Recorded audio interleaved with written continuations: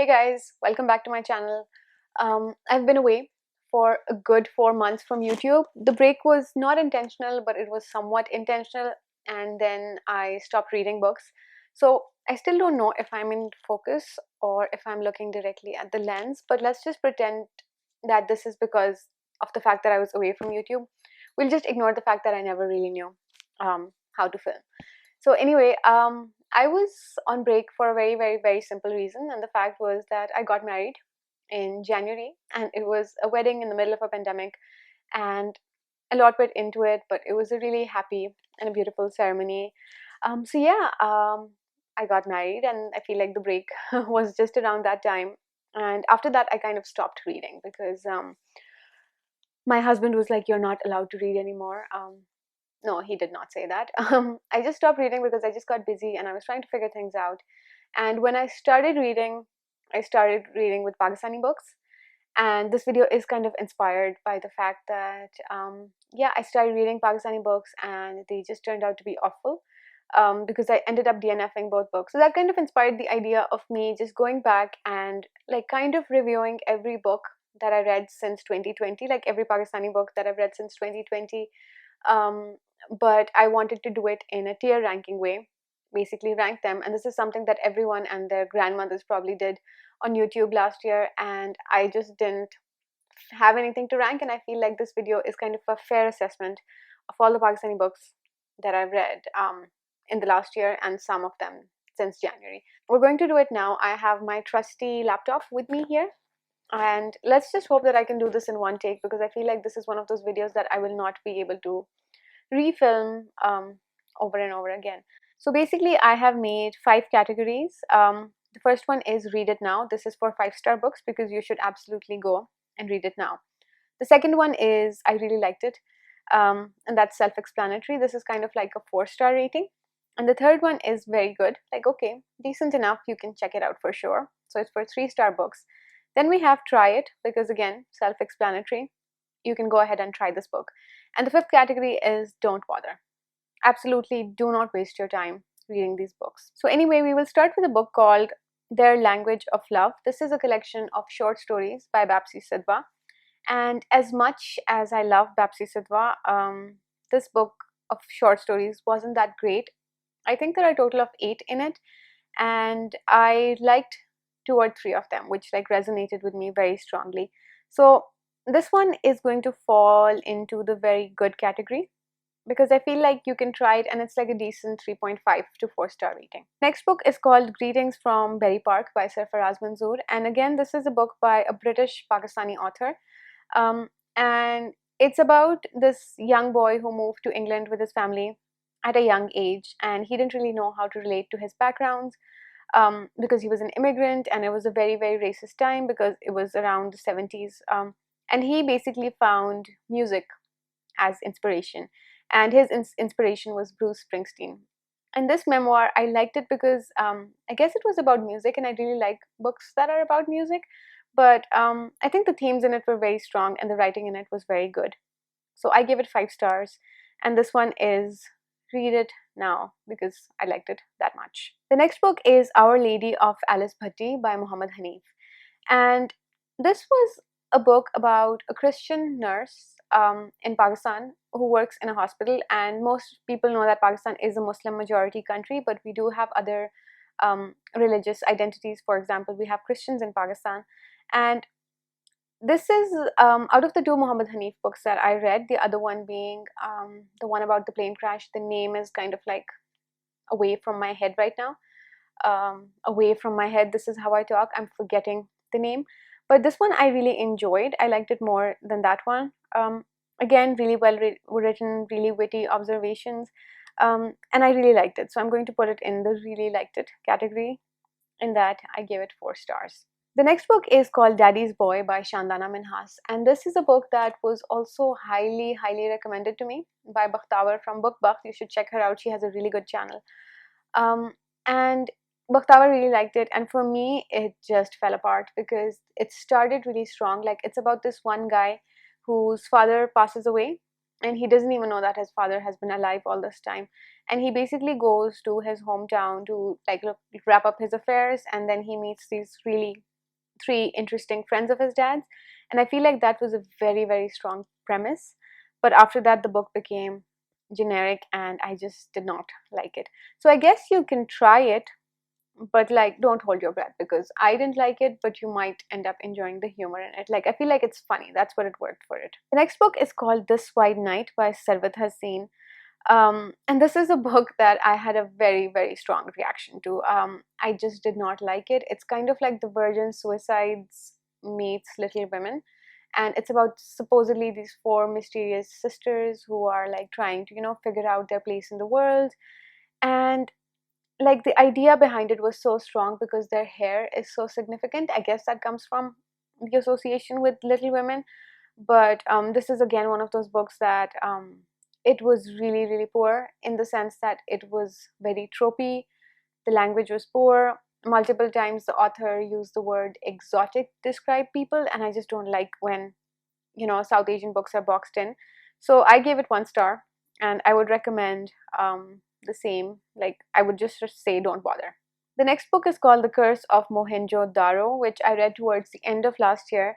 And this is basically about Mohenjo-daro, which is a city, like a historical city in Pakistan, and it's part of the Indus Valley civilization as the first civilization that was noted in history. And it was a very advanced city for its time because they had like irrigation systems and, proper channels. And right now it's in ruins, but this book was basically in two timelines. So one half of it was set when Mohenjo-daro was actually like a functioning city, and the other half of it was set in um, the current times. And it was kind of a mixture of like historical fiction plus thriller plus sci-fi.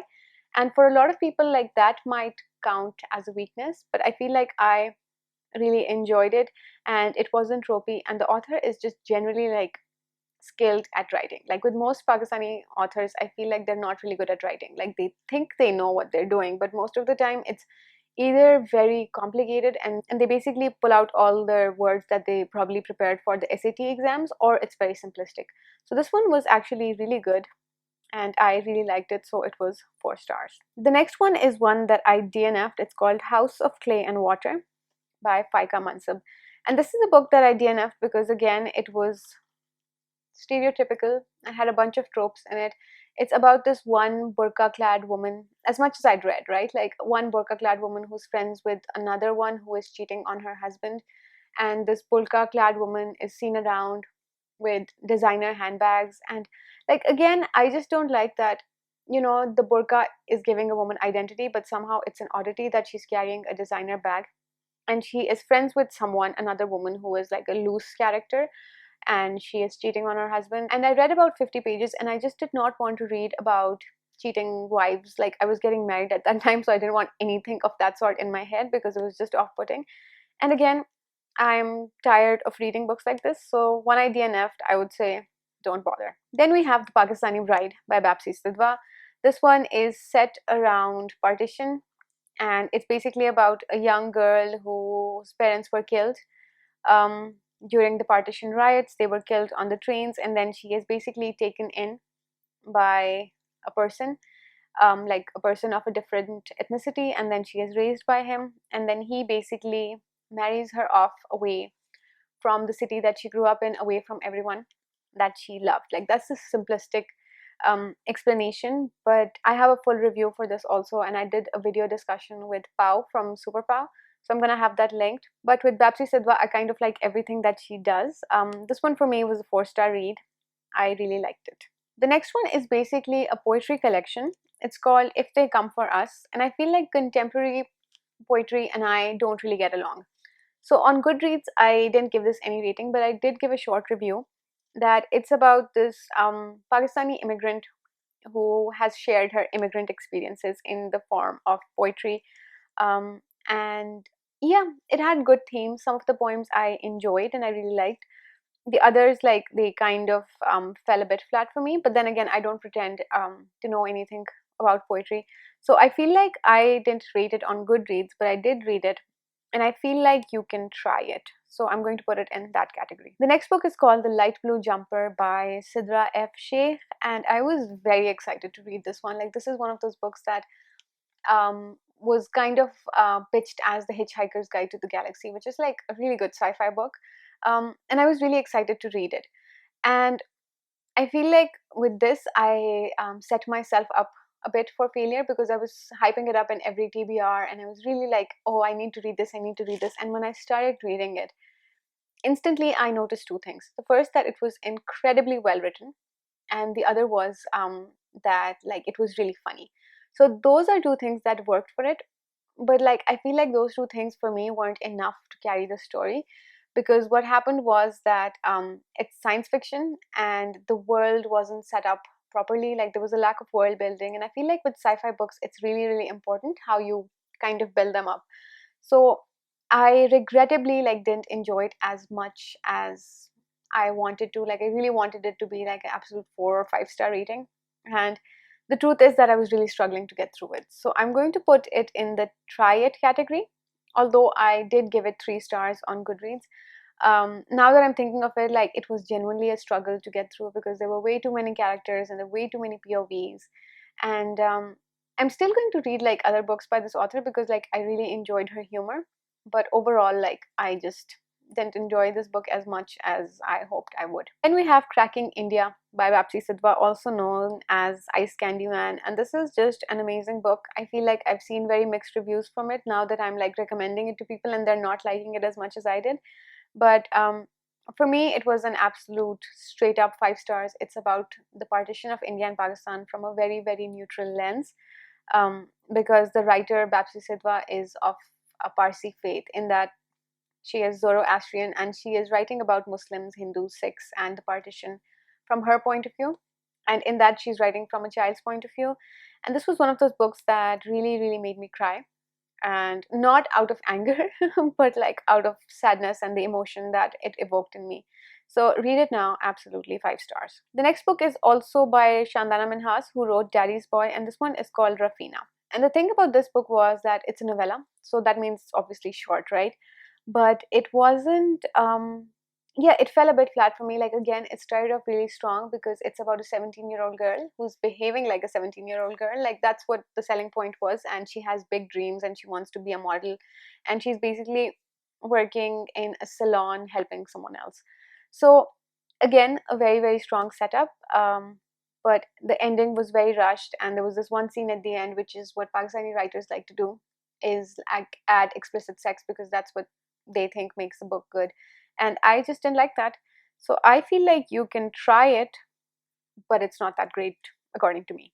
The next book is called Points of Entry by Nadeem Farooq Paracha, and this is a collection of non-fiction essays. So I feel like this is the only, no, it's not the only, but it's one of the two non-fiction books that I added to this list because I did read them.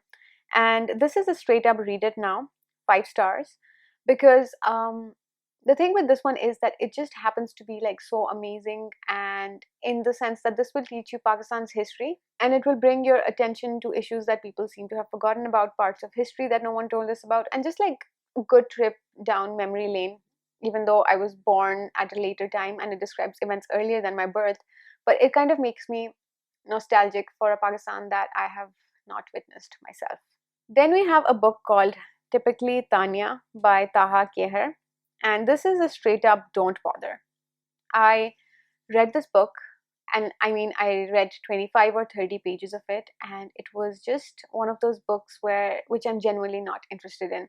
A lot of drunken escapades in those 30 pages, a lot of like talking about explicit sexual encounters in those 30 pages, including like BDSM kind of things, and not interested. It's one of those books that's written for shock value, and yeah, I would just say don't bother with it. The next book we have is called Melody of a Tear by Harun Khalid Akhtar, and this is basically a book about a girl who has been repressing her emotions so much that she doesn't know how to cry. And it was one of those books that had a very strange and a very eerie feeling to it. And when I read it, I gave it 5 stars because I was just impressed by the writing. But if I was to judge it very, very fairly, I would say that maybe it's not a 5 star book. Maybe it's more like a 4 star book. But it's one that I still ended up really liking. And because the quality of the writing was something that impressed me, along with the strange eeriness of it, like I would still say you can read it now. Then we have a book called In the Company of Strangers. I don't remember how many pages of this book that I read. Don't bother with it. It was extremely sexist and extremely misogynistic and writing about women in a way nobody wants to read about.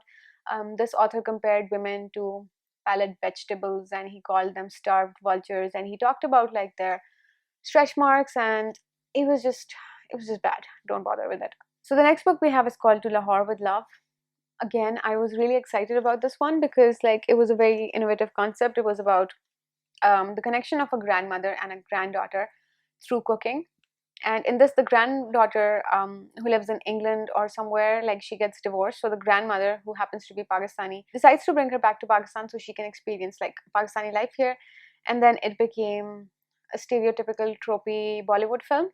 So I would say that you can try it, but like don't hold your breath. And then we have a book called Eye on the Prize by Safina Danish Ilahi. This is a straight up 1 star. It was just bad. It was poorly developed. It was like watching a bad Bollywood TV show. All these tropes about like people drinking, um, rich people behaving really badly, because that's a trope. And the author has a really poor attitude. Like yeah, she commented on my Goodreads review, and then when I blocked her on Instagram, she decided to message me. It was bad. So yes, the book was bad, but the author's attitude was worse. So then I have a non-fiction book. It's basically by Saadat Hassan Manto, and I read it in Urdu. He is one of the most prolific Pakistani writers, and this book was called Letters to Uncle Sam, which basically means that he was writing letters to America, and he was basically writing about Pakistan and Pakistani politics and like making really, really good references because he is a great writer. I really enjoyed it, so I would recommend that if you have Letters to Uncle Sam. In Urdu, it's called Chacha Sam Ke Naam Kuch Khatut. Um, Read it in Urdu. Like I feel like you'll enjoy it more. And if you have a Scribd account, then the audiobook is there for you to check out. So absolutely read it now. We have a collection of short stories called The Stained Glass Window, which I tried to read in the beginning of 2021.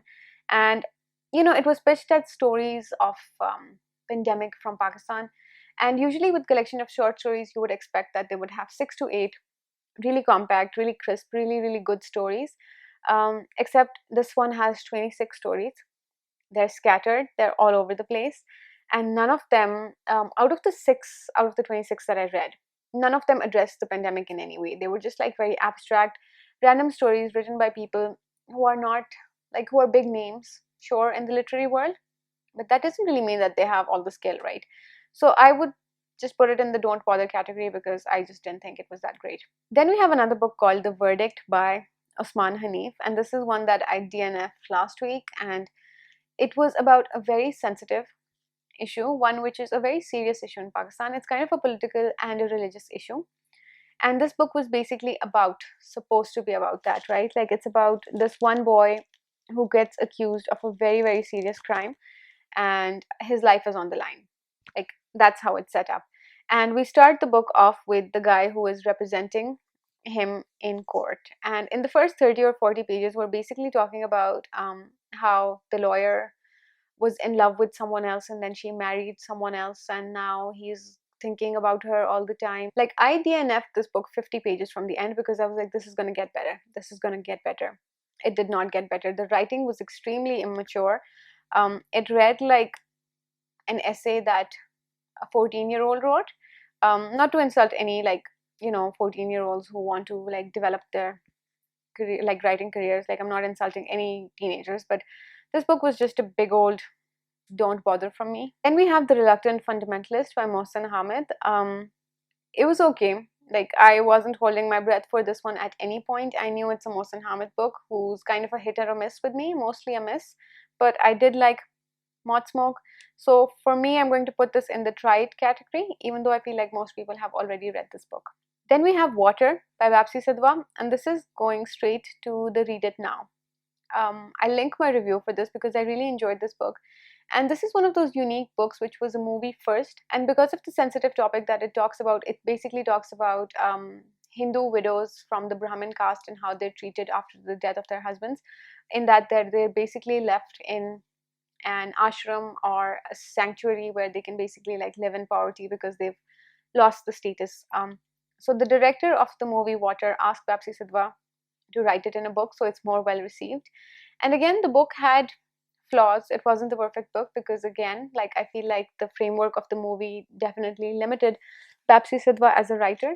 But I cried when I read it, and I just generally really enjoy Sidhwa's writing. Like in this book, I could kind of tell like which parts were coming from Bapsi Sidhwa and which parts were from the movie, and I just enjoyed it a lot. The next book is called Beautiful from This Angle by Maha Khan Phillips. And Maha Khan Phillips, I've like realized she is a really, really good writer because she's the same person who wrote The Curse of MohenjoDaro. And I'm going to put it in the really liked it category because it talks about the tropes in Pakistan, like terrorism and how it's reported, but she does it with such a fresh perspective. And she points out all the issues that I point out, that yes, people take, it's a capitalist world, people capitalize on tragedies and things like that. So she highlighted all of that in her book, and I really like it. I'll also have my review linked for this. I've definitely talked about it at some point. We have two books left in the list, and this is The Crow Eaters and An American Brat by Bapsi Sidhwa. Now, these two books of Bapsi Sidhwa's are really light, and I really like them. So, The Crow Eaters is basically set before the time of partition, and it's about this family who is moving from one part, like a rural part of the country, to the more urban part, and it's kind of like a family drama. And I really enjoyed it, so I'm going to put it in the really liked category. And the other one is An American Brat, which is set after around, like, I believe it's around the 70s and the 80s probably, because it talks about the dictatorship of a certain general in Pakistani history and how he was bringing in more religious policies. So it's about a 16-year-old girl of Parsi faith called Firoza, and her parents realize that it's not a safe place for her to grow up in because she's becoming inclined towards like religion or leaning towards religion. So they decide to send her to America, and that's where the story kind of like develops. So again, I really liked it, and I absolutely enjoyed this book a lot. There is my ranking for all the Pakistani books that I've read since January of 2020. And I feel like I'm kind of done with Pakistani books, right? The Verdict was the last one that I read, and I absolutely did not enjoy it. Further put me into a deeper reading slump, and I just did not want to read it. So for now, I am swearing off Pakistani books, like at least for a couple of months until I get over like how most of them have been. Because if you look at my ranking, I mean, most of them have been in the try it and don't bother category. I mean, there are like 10 books which I would say you can read them now, and I really like them, but somehow I'm not feeling very uplifted by that experiences, even though there are really good ones. But I feel like I've been disappointed more. So anyway, that's it for now. I don't know how chaotic this video is, but I'm glad I got through it without like, really crashing and burning. I'm definitely looking forward to being back and talking about all the books that I've been wanting to read. I'm definitely going to try to film more and talk about like critique in general, like what is it that Pakistani books are doing wrong. I know that a lot of discussion videos have been made about this by me, and I've like asked other people to talk about Pakistani fiction with me, but I feel like I really need to break it down and kind of talk about it again because yeah, like I feel like this experience is not that great. So anyway, thank you so much for watching, and hopefully I'll see you soon.